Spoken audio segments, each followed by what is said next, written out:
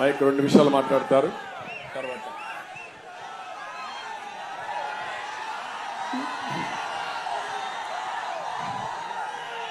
గతంలో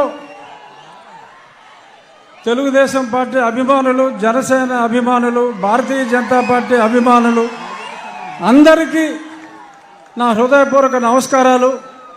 ఈరోజు పెద్దలు నారా చంద్రబాబు నాయుడు గారు గతంలో నా ప్రాణాలకి ముప్పు వాటిల్లినప్పుడు ఆ రోజు రాత్రి ఆయన నిద్రపోకుండా లాయర్స్తో మాట్లాడటమే కాకుండా నా కుటుంబ సభ్యులు అందరినీ, నా భార్యని, నా కుమార్తెను, కొడుకును కూడా తొందరపడొద్దమ్మా, నేను ఉన్నాను అని చెప్పి, ఉన్నాను విన్నాను అని సొల్లు కౌరులు చెప్పేవాళ్ళు కాదు.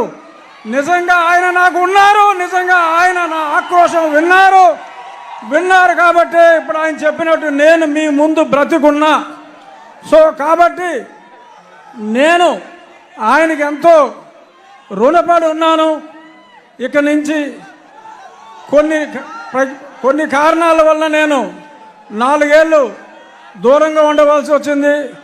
అయినా చంద్రబాబు నాయుడు గారి చొరవతో ఈరోజు నేను మళ్ళీ మీ ముందుకు రావడం జరిగింది.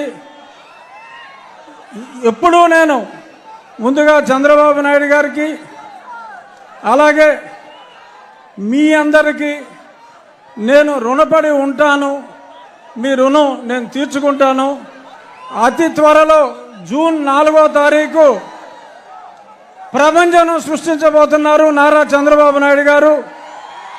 అలాగే ఆయనకి తోడుగా పవన్ కళ్యాణ్ గారు, పైన నరేంద్ర మోడీ గారు.